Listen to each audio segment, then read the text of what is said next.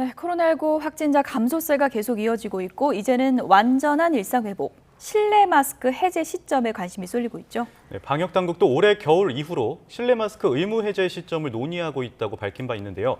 백순영 가톨릭 의대 명예교수님과 함께 좀 더 자세한 이야기 나눠보겠습니다. 안녕하세요. 네, 안녕하세요. 교수님 오랜만에 뵙습니다. 네. 그간에 이제 확진자가 많이 감소되면서 좀 안정세를 보이고 있는 상황인데 지금 저희가 이제 확진자 수를 매일 보도는 해드리고 있는데 앞으로 좀 걱정할 상황은 아닌 거죠? 계속 감소세로 간다고 보면 되는 건가요? 글쎄요, 저는 지금 이 하루 신규 확진자 수 발표하는 것 자체가 큰 의미가 없어 보입니다. 예. 대부분 진단검사들도 받지 않고요. 숨은 감염자가 오히려 더 많을 수가 있어서. 하지만 그 통계상으로 나오는 하루 확진자 수도 상당히 많이 줄어들고 있거든요. 오늘 0시 기준도 22,998명.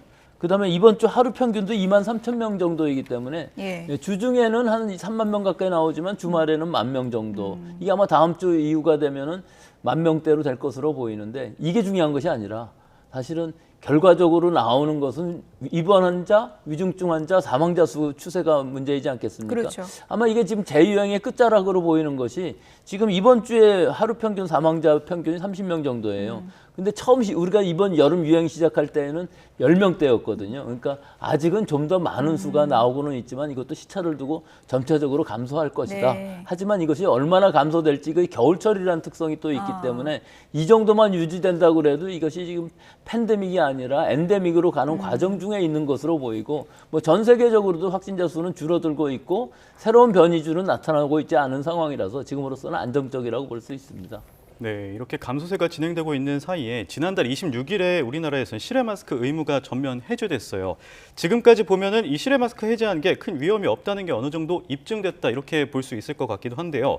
이번 달부터는 또 입국 후에 PCR 검사 그리고 요양병원 면회 제한이 모두 해제됩니다. 이건 좀 더 추이를 저희가 지켜봐야겠죠. 글쎄 추이를 지켜본다기보다는 오히려 방역 완화의 속도가 더 다른 나라들에 비해서 늦은 것 같아요. 그러니까요. 다른 나라들이 다 한다고 그러니까 우리도 그렇게 하고 일본에 비해서 우리가 더 빨리 해야 된다고 그래서 입국 후에 PCR 검사도 없애고 뭐 이런 식이었거든요. 네. 좀 더 선도적으로 갈 수도 있는 상황으로 보이는데 지금 상황으로 봤을 때는 우리나라에서 지금 방역을 완화했을 때 어떤 유행에 영향을 준다든지 뭐 사망자 수가 더 늘어난다든지 어떤 영향도 미치지 않는 상황이기 때문에 좀 더 적극적으로 방역 완화를 단계적으로 할 수 있는 시기라고는 볼 수 있습니다. 적극적으로 한다면 지금 당장 할 수 있는 게 어떤 것들이 있나요? 당장 남아있는 게 두 가지밖에 없잖아요. 일주일간의 자가격리하고 실내 마스크 의무입니다. 이 의무를 단계적으로 권고로 바꾸는 건 충분히 가능할 것으로 보여요. 이건 일례로 일본인 경우에 있어서는 사실은 의무가 하나도 없어요. 처음부터 권고였어요. 하지만 대부분의 사람들이 마스크 쓰고 다니거든요. 우리나라가 다를까요? 실외에서 마스크 해제했어도 대부분의 사람들이 마스크 쓰고 다닙니다. 그러면서 오히려 식당이나 카페에 들어가게 되면은 몇 시간씩 마스크 벗고 다 얘기하고 있는 상황이거든요. 이런 부분이 넌센스인 것이죠. 그렇기 때문에 이 두 가지 완화하는 것은 뭐 보수적으로 한다면 단계적으로 완화할 수 있겠죠. 예를 들어 대중교통이라든지 요양병원이라든지 병원처럼 감염 취약시설 같은 데에는 일단은 최후까지 남겨두고 그건 내년 지금 방역당국에서 얘기하는 것처럼 내년 3월까지 남겨두고 우선 해야 될 것은 영유아라든지 이런 언어 발달 장애들이 있는 아이들부터는 먼저 해제하는 것이 단계적으로 충분히 가능할 것으로 보이고 이럴 때에는 이제 성인들 같은 경우는 진단검사를 좀 더 철저히 하고 생활방역수칙을 잘 지켜서 환기라든지 손 씻기 같은 걸 잘하게 되면은 지금 어린아이들 유아원이라든지 유치원에 있는 애들 거의 80% 이상 자연감염이 된 상황이기 때문에 유행이 더 커진다 해도 큰 위험이 없습니다. 교수님 지금 다른 나라 경우 보면 우리처럼 실내 마스크 의무로 하는 나라가 얼마나 되나요? 없습니다. 없어요? 실내 마스크 의무는 우리나라뿐이고요. 대부분의 나라들이 권고고 유럽이라든지 뭐 미국 같은 데에는 뭐 거의 지금 엔데믹 풍토병으로 인정을 한 상황인 것으로 보여요. 제가 지난주 뉴욕하고 미국에서 귀국을 했는데요. 일단 뉴욕 같은 경우는 제일 유행이 심했던 곳이거든요. 지금 대중교통에서도 마스크가 다 해제되었고요. 모든 시설, 실내 시설에서도 마스크 의무는 없습니다. 다만 자발적으로 서빙을 다중이용시설에서 카페라든지 식당 같은 데에서 이게 서빙을 하는 사람들은 자발적으로 쓰는 사람들이 그것도 일부 있는 정도인데 사실은 유행의 영향은 거의 없는 상황이기 때문에 뭐 이것도 장기간의 여러 가지 그 방역 상황들을 봤을 때 이 역학조사 결과들을 봤을 때 마스크를 실내에서 벗었다고 해서 지금으로서는 큰 문제는 없는 것으로 보이는데 우리나라만 유일하게 마스크를 의무화하고 있는 상황입니다. 예, 그런데 방역 당국에서 밝힌 내용에 따르면요, 실내 마스크 해제와 관련해서 12월에서 내년 3월 사이에 재유행이 있을 수가 있고 또 이후에 단계적 완화를 논의하겠다고 밝힌 바가 있습니다. 그리고 또 변이 바이러스와 독감 유행에 따라서 이 트윈데믹에 대한 우려도 있는데요. 이것에 대해서 어떻게 보시고 계시나요? 우리 국민들이 지금 그렇게 생각하실까요? 지금 겨울 다 지나서 내년 3월 정도에 시작한다고 그러면 그건 너무 던진 얘기고요. 전 세계적인 추세에도 맞지 않고 단계적으로는 완화할 수 있다고 분명히 봅니다. 지금 시점에서도 실내 마스크를 권고로 바꾼다고 할지라도 큰 영향이 없을 것으로 보여요. 그렇기 때문에 단계적으로 완화하는 것은 분명히 가능할 것으로 보이고요. 특히 어린아이들 경우에 있어서는 지금 시급하다고 봅니다. 어려서의 그 2, 3년 말을 배우는 시기에 마스크를 쓰고 있으면서 서로의 커뮤니케이션도 잘 안 되고 실제로 말을 잘 안 한다 그러더라고요. 말을 잘 안 하면서 말이 늦어지는 거거든요. 발달장애인데 그 어린아이는 그 시기를 지나면 놓치는 거거든요. 그렇기 때문에 하루라도 빨리 그런 피해를 줄이기 위해서라도 어린아이들뿐만 아니라 그 시설에 있는 즉 유아원이라든지 뭐 돌봄교실 같은 있는 성인 같은 경우에는 마스크를 아예 착용하지 못하게끔 하는 데까지도 해야 되지 않나 저는 그렇게 생각을 하고요. 대부분의 국가들에서 지금 그거는 하고 있는 상황이고 뭐 그 정도는 큰 문제가 될 것 같이 보이지 않고요. 특히 변이주 같은 경우는 지금 지난 1년 동안 여러 가지 변이주가 나왔습니다만 BA1이라는 오미크론 변이주가 나온 이후로 스텔스 오미크론, 뭐 BA 3, 4, 5, 뭐 지금 BA 4.6, 뭐 12.2.1, 2.75, 또 .2까지도 나와 있는데 다 자세히 들여다보시면 전부 오미크론의 하위 변이주이거든요. 지난 1년간 나온 적이 없고 오히려 오미크론이 전 세계적으로 서지라고 그래서 대유행을 함으로 해서 면역력을 얻은 사람들이 굉장히 많아졌어요. 우리나라의 통계만 보더라도 50% 정도가 통계적으로 감염이 되었지만 한 25% 정도는 자기도 모르는 사이에 자연 감염되었을 것이고 예방접종을 했기 때문에 97% 정도가 항체를 가지고 있거든요.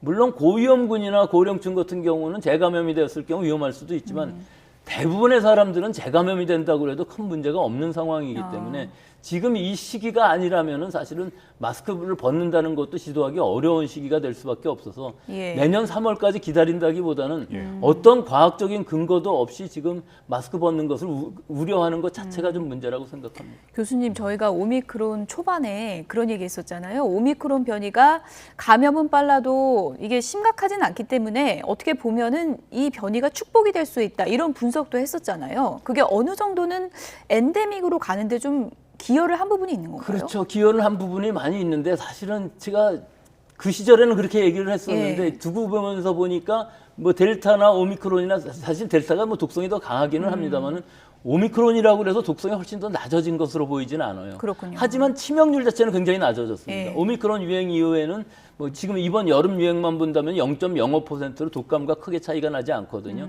근데 이것은 바이러스 자체의 특성이 변화했다기보다는 오히려 지금까지 우리가 예방접종을 많이 했고 많은 사람들이 감염이 되고 또 조기 치료가 가능한 먹는 치료제들이 개발이 되고 하는 여러 가지 상황들이 합쳐져서 줄어든 상황이고요.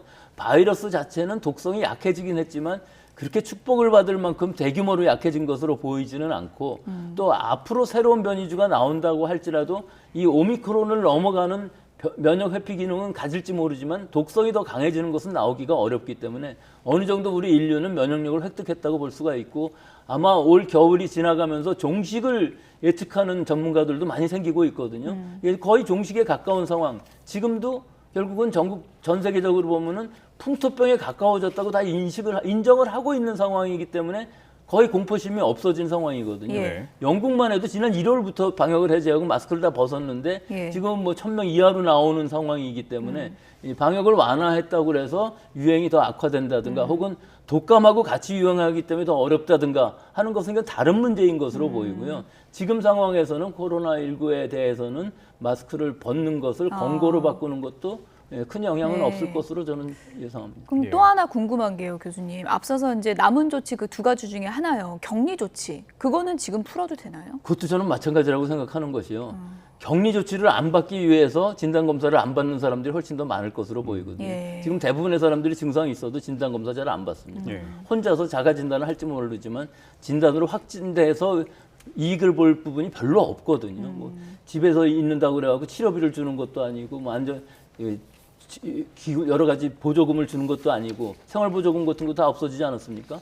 또 60대 이하인 경우에 있어서는 PCR 진단도 받을 수 없어서 예. 이 진단 검사 자체에 그 양성으로 나오는 것 자체도 그다지 신빙성이 없어요. 또 위험성 사례도 많고요. 예. 그렇기 때문에 지금 일주일간의 자가격리라는 것도 자율적인 것이기 때문에 이것도 해제한다고 해도 큰 위험이 없는 것이, 해제하고 아픈 사람들은 집에서 쉬면서 다른 사람하고 접촉을 줄이는 자율적인 방역이 훨씬 더 지금 낫지 않을까 그렇게 생각합니다. 예, 마지막으로 이 질병청에서 이달 중에 방역 통합 정보 시스템을 개발에 착수해서 내년 1차 개통을 한다고 밝혔습니다. 이게 어떤 건지 한번 간단하게 설명 글쎄요, 부탁드리겠습니다. 그게 뭐 큰 의미가 있을까요? 슈퍼컴퓨터를 이용을 해서 여러 가지 데이터들을 작성을 한 다음에 결국은 감염병이 팬데믹으로 가지 않고 예방을 한다는 것인데 이 저는 뭐 일기예보라고 비슷하고 생각합니다. 예. 이 슈퍼컴퓨터로 아무리 잘 돌려도 일기예보 우리가 뭐 하루 이틀도 잘 예측을 하지 못하지 않습니까? 그것과 비슷하게 이 감염병이 생겼을 때 이것이 팬데믹으로 가지 않게끔 하는 것은 이런 컴퓨터라든지 모니터링 같은 이런 조처만 갖고서는 어렵고요. 여러 가지 기본적인 연구, 또 초기 대응을 얼마나 잘할 수 있느냐 하는 것들이 훨씬 더 중요한 일이고요. 네. 우리나라에서 새로운 원인을 알 수 없는 감염병이 생겼을 때 어떻게 대응할 것인지는 이런 슈퍼컴퓨터가 아니라 일선 현장 보건소들에서 이것들을 얼마나 확실하게 모니터링하고 잘 대처할까가 훨씬 더 중요하다고 생각합니다. 완전한 종식 선언은 조금 더 기다려야 되는 거죠. 글쎄요, 그것이 가능할지는 모르겠습니다만 예. 아마 내년 봄 정도 되면 거의 종식에 가까운 상황은 될 것으로 예상합니다. 네, 백순영 가톨릭 대 명예교수였습니다. 고맙습니다, 교수님. 고맙습니다.